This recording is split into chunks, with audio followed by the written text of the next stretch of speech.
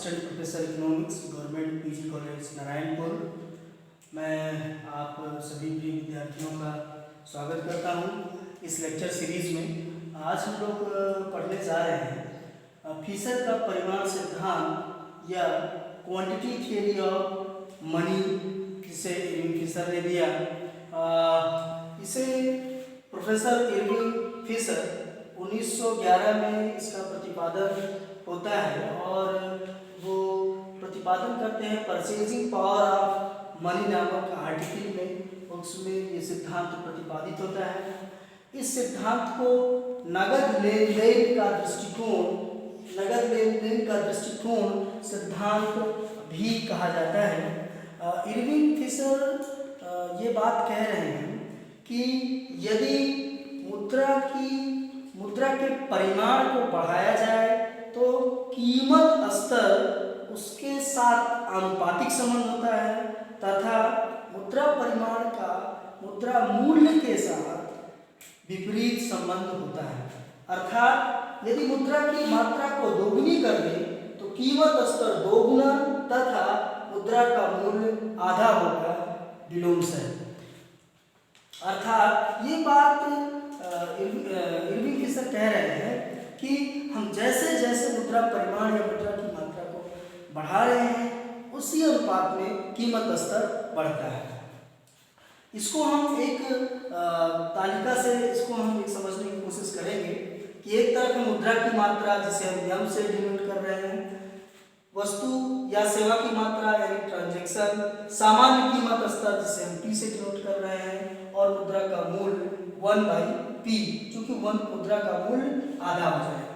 अब यदि मुद्रा की मात्रा 100 है, 100 रुपए की मुद्रा है, और वस्तु और सेवा की मात्राएं जितनी तरह की वस्तु और सेवाएं हैं वो 100 के बराबर की हैं, तो सामान्य कीमत स्तर यदि हमें देखना हो तो m/t, m का मान है 100, t का मान है 100, तो ये सामान्य कीमत स्तर होता है 1। मुद्रा का मूल्य 1/p, तो 1/p तो 1/p, तो 1p का मान क्या है यहाँ 1, तो 1/1 = 1। अब यदि मुद्रा की मात्रा को दोगुनी कर दें इरविंग फिशर की परिभाषा के अनुसार तो क्या होगा, वस्तु सेवा की मात्रा स्थिर है 100 के बराबर, तो सामान्य कीमत स्तर क्या होगा m/t, ये m 200 दोगुना कर दिया गया, t का मान वही है 100, तो m/t, m 200, t का मान 100, तो ये हो जाएगा 2, इसका मान आएगा 2। और मुद्रा का मूल्य क्या होगा, मुद्रा का मूल्य 1/p, तो ये आएगा 1/p, p का मान क्या है, p का मान आया 2, तो 1/2 तो पाएगा 0.5। अर्थात मुद्रा का मूल्य जब हमने दोगुना, मुद्रा की मात्रा जब हमने दोगुनी की तो कीमत स्तर दोगुना हुआ और मुद्रा का मूल्य आधा हुआ। अब मुद्रा की मात्रा को हम आधा करें, मुद्रा की मात्रा आधा करेंगे, पहले 100 रुपए थे कि उसको 50 रुपए हो जाए, तो और ट्रांजैक्शन वस्तु सेवा की मात्रा के लिए 100 ही हो, तो m/t क्या होगा 50/100, तो 1/2। और मुद्रा का मूल्य क्या आएगा, मुद्रा का मूल्य आएगा 1/p, तो 1/p, p का मान क्या है, p का मान है 1/2, तो 1/1/2, तो ये 1/1/2 उसको सॉल्व करेंगे तो आएगा 2। अर्थात यदि हम लिखें कि जब मुद्रा की मात्रा 100 है तो सामान्य कीमत स्तर 1, जब मुद्रा की मात्रा दोगुनी की जाती है तो सामान्य कीमत स्तर दोगुना होता है और मुद्रा का मूल्य आधा हो जाता है, और मुद्रा की मात्रा जब हम आधी करते हैं तो सामान्य कीमत स्तर आधा होता है और मुद्रा का मूल्य दोगुना हो जाता है। यहाँ जैसे ही मुद्रा की मात्रा को आधा किए वैसे ही मुद्रा का मूल्य 2 के बराबर हो जाता है। इसको हम एक व्यवहारिक उदाहरण के द्वारा भी समझ सकते हैं। जैसे यदि मान लें कि सभी के खाते में अचानक से गवर्नमेंट 5-5 लाख रुपए सभी के खाते में डाल दे, लेकिन वस्तुओं और सेवाओं का जो वास्तविक उत्पादन है वो स्थिर रहे और सभी के खाते में 5-5 लाख रुपए आ जाए, तो वो लोग उस पैसे का क्या करेंगे, उस पैसे से जाके बाजार में जाएंगे, वस्तुएं सेवाएं खरीदेंगे। और जब वो वस्तुएं सेवाएं वो बाजार खरीदने जाएंगे तो होगा क्या, सभी लोग वस्तुएं सेवाएं बाजार खरीदने गए लेकिन वास्तव में वस्तुओं और सेवाओं की मात्रा स्थिर है, उतनी ही थी, तो क्या हो जाएंगे, उनके मूल्य उसी अनुपात में बढ़ जाएंगे। चूंकि वास्तव में फ्रिज, कूलर, टीवी, पंखे, गेहूं, दाल, चावल का उत्पादन नहीं बढ़ा था, वो उतना ही था। इसलिए इरविंग किशन यहाँ ये बात कहते हैं कि मुद्रा की मात्रा यदि दोगुनी करेंगे तो कीमत स्तर दोगुना होगा और मुद्रा का मूल्य आधा होगा। अब हम इनकी बात को हम समझ लेते हैं उसके ग्राफ से। यदि हम ग्राफ में देखें, मुद्रा की मात्रा एवं सामान्य कीमत स्तर में अनुपातिक संबंध तथा मुद्रा की मात्रा एवं मुद्रा मूल्य के बीच विपरीत संबंध को हम इस दो ग्राफ से समझते हैं। पहला ग्राफ जो ये ग्राफ ये बता रहा है मुद्रा की मात्रा और सामान्य कीमत स्तर के बीच संबंध। OX अक्ष में मुद्रा की मात्रा, OY अक्ष में सामान्य कीमत स्तर। जब मुद्रा की मात्रा OM है तो कीमत स्तर OP है। जैसे ही मुद्रा की मात्रा OM से बढ़कर OM1 हो जाती है, वैसे ही कीमत स्तर बढ़ के OP1 हो जाता है। यानी जैसे ही मुद्रा की मात्रा हमने बढ़ाई, कीमत स्तर बढ़ गया और ये इसके साथ आनुपातिक संबंध हो गया। यानी ये जैसे जैसे कि मुद्रा की मात्रा बढ़ी, कीमत स्तर हो गया इतना, जैसे मुद्रा की मात्रा इतनी बड़ी, कीमत स्तर बढ़ के हो गया इतना। इसी तरह से हम दूसरे ग्राफ में इस ग्राफ में ये समझ सकते हैं कि मुद्रा की मात्रा और मुद्रा के मूल्य के बीच क्या संबंध है। OX अक्ष में मुद्रा की मात्रा, OY अक्ष में मुद्रा का मूल्य लिया गया। अब आप ये देखें कि जब मुद्रा की मात्रा OM है, तो मुद्रा का मूल्य क्या है 1/P। लेकिन जैसे मुद्रा की मात्रा OM से OM1 हो जाती है, मुद्रा की मात्रा जैसे ही डबल हो जाती है, दोगुना हो जाती है, वैसे ही मुद्रा का मूल्य ये इतना OM1 ये हो जाता है। यानी मुद्रा का मूल्य आधा हो जाता है। 1/P से 1/2P यानी आधा होगा। इस तरह से अब हम इनकी मान्यताओं को समझ लें, जिस पर ये सिद्धांत टिका हुआ है। क्योंकि मान्यताएं किसी भी सिद्धांत का एक आधार होता है।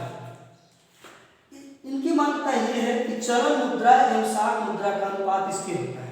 मुद्रा पूर्ति की जब हम बात करते हैं तो मुद्रा पूर्ति दो तरह की, एक तो गवर्नमेंट जिसका केंद्रीय बैंक मनी सप्लाई को बढ़ाता है, दूसरी तरफ उसके बैंक जो क्रेडिट क्रिएशन करते हैं, साख सृजन की क्रियाएं करते हैं, साख सृजन के कारण भी मुद्रा की पूर्ति बढ़ती है। तो दोनों तरह की मुद्राओं का जो अनुपात है वो यह माना गया है कि स्थिर है। दूसरा यम तथा यम डैश को हम साख मुद्रा कह रहे हैं, तथा चलन वेग बी तथा बी डैश ये भी स्थिर है। मूल्य स्तर निष्क्रिय है, अर्थात ये P है वो कीमत स्तर वो क्रियाशील नहीं होता। यानी वो यम मुद्रा की मात्रा, M1 साख मुद्रा, B मुद्रा का चलन वेग, B1 साख मुद्रा का चलन वेग, ट्रांजैक्शन को प्रभावित नहीं करता। ये उनकी मान्यता है।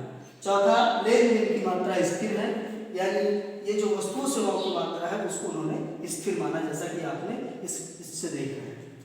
अब इनकी दो महत्वपूर्ण चीजें, एक तरफ मुद्रा की मांग जिसे हम कह रहे हैं P for price, T for transaction, और दूसरी तरफ मुद्रा की पूर्ति मनी सप्लाई M और B है मुद्रा का चलन।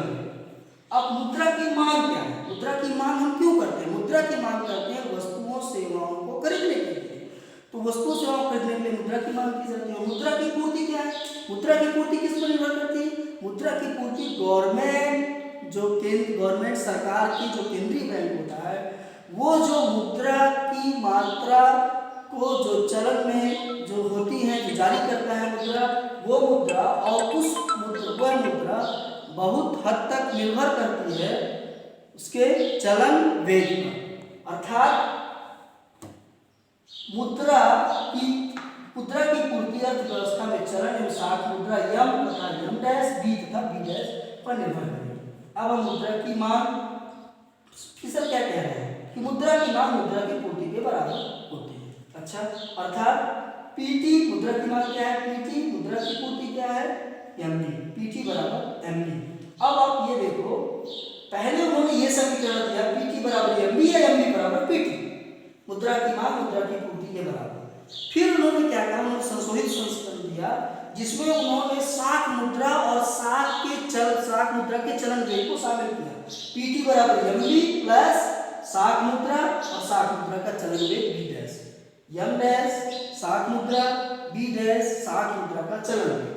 अगर हम पी निकालना चाहें सामान्य समीकरण की तरह, तो ये P M B plus M dash B dash by T, अर्थात ये कीमत, इस समीकरण से हमें क्या पता चलता है, इस समीकरण से हमको ये पता चलता है कि कीमत प्रत्यक्ष रूप से यम और बी तथा यम डैश बी डैश को प्रभावित करता है। अर्थात जिस अनुपात में मुद्रा की पूर्ति बढ़ेगी उसी अनुपात में कीमत स्तर बढ़ेगा, यह समीकरण बता रहा है।